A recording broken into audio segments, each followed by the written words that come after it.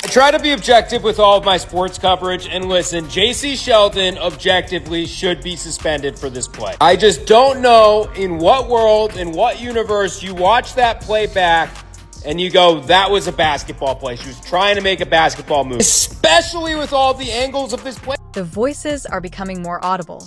Basketball fans worldwide are seeking justice as the discontent reaches a breaking point. Following Jacy Sheldon's brutal attack on Caitlin Clark, the WNBA community has erupted in indignation, and they are making it very evident that they want Sheldon to suffer severe financial repercussions for her careless conduct, which could have put an end to the career of the biggest superstar in women's basketball.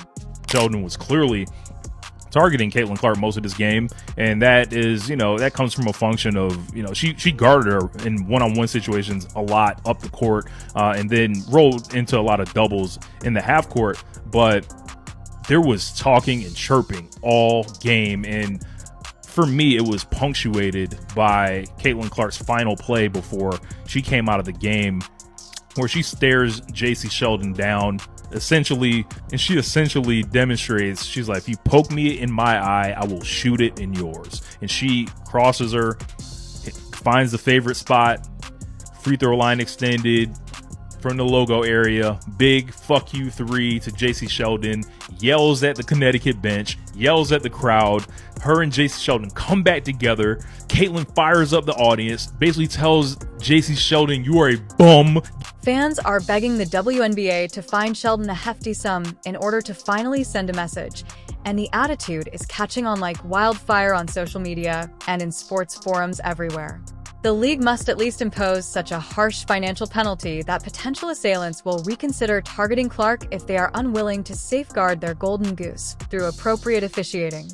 Every time Caitlin Clark takes the court, her opponents act like they've been booked for a main event brawl. The WNBA is doing nothing about it. Opponents aren't playing ball. They're strategically ambushing her. They're trying to injure her. Opponents bring chaos. She brings composure. And what Sophie did last night is completely valid. The WNBA has to do something about this. We saw yet another chapter in the ongoing story of Caitlin Clark being handled like a human punching bag as the WNBA looks the other way during what should have been a regular Tuesday night game between the Indiana Fever and Connecticut Sunday.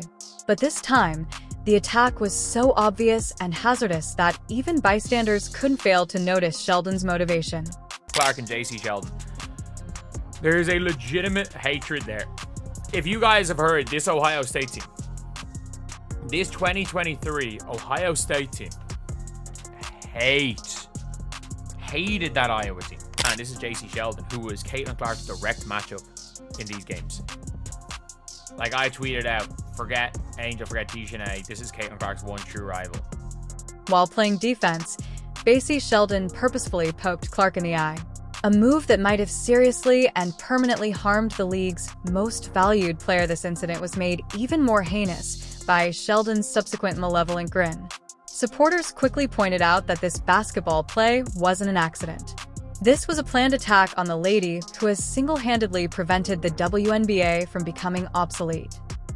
Funny thing about that whole Caitlin and Jacy situation last night is it's like on a if you know thing. These two have been running the friendly fade on the court for like the last 4 years. They played in college, had great battles, so I'm not surprised last night happened. If you're having fun, please subscribe. The events that transpired next were similarly unsettling. Sheldon proceeded to act aggressively by seizing Clark's arm and driving her claws into her flesh after jabbing her in the eye. An extra foul that the officials failed to call at all. When Clark was still flinching from the original injury, Marina Mabrey joined the assault by pushing her to the ground from behind, as if the eye poke wasn't enough. Oh, you know what? I'm just going to be me. I don't go in there trying to predetermine anything. I'm dialed in. I need to focus on hitting my shots, making sure I'm executing the schemes right. I'm not focused on the extracurricular activities. And you know what? During that, it was just part of the game. I think the refs had a lot to do with that. It was a build-up for a couple of years now of them just not protecting, the star player of the WNBA. And so at the end of the day, I'm going to protect my teammates. That's what I do. And I'm a team player, so it's all good. The intensity of fan annoyance that had been growing for years was made clear in the immediate wake of Sheldon's attack. Fans demanded harsh punishment on social media within hours of the occurrence, ranging from huge fines to suspensions for the entire season. As fans of Caitlin Clark deluged Sheldon's Instagram account with harsh criticism remarks, ranging from calling her unprofessional and bitter to questioning if she belongs in any professional league, the hashtag #BanJacySheldon started trending across several platforms. Look at it from behind or from the side. It's so obvious that she straight up leapt out towards Caitlin and got her right in the eye. And the more I try and watch it back and you try to be objective, there is no world where this was a basketball play. And yes, she was playing tough defense on Caitlin up until that point, but she leapt forward, and it's not like it's defensible where you can say she tried to get the ball, because her hand at that point was so far away from where the ball was. It's not like Caitlin was dribbling the ball up near her face. How she was not ejected for this, I don't know. The broadcast was talking about it, and that's why Sophie Cunningham even had the opportunity to hard foul her at the end. I don't know what you do, but the league's got to do something. Even well-known members of the media joined the chorus of indignation. Jimmy Fallon addressed the WNBA leadership directly on The Tonight Show, asking, "What's going on in the WNBA? At all means, keep Caitlin Clark safe. Please, enough of this." When well-known entertainment personalities openly criticize the league's shortcomings, you know the issue goes beyond basketball. Barstool Sports' Dave Portnoy was unreserved in his criticism, labeling the attackers envious loser punks and advising them to join a recreational league where nobody is interested in them. The WNBA is not interested in this kind of widespread public attention. Bad press that highlights their repeated inability to safeguard their most important asset. How he'd stop the fighting, he thought they meant the WNBA. What is going on? Protect Caitlin Clark at all costs, please. Enough of this. Please. You must comprehend the enormous importance that Caitlin Clark adds to the WNBA in order to comprehend why supporters are calling for Sheldon to receive such a harsh punishment. The statistics are clear and show that one guy is solely responsible for the league's present success. Dr. Ryan Brewer, an associate professor of finance at Indiana University Columbus, claims that Caitlin Clark was in charge of an incredible 26.5% of the WNBA's overall economic activity during her rookie season. To put this into perspective, that means that one player who was only earning $76,535 in her first season was accountable for more than a quarter of the league's financial success.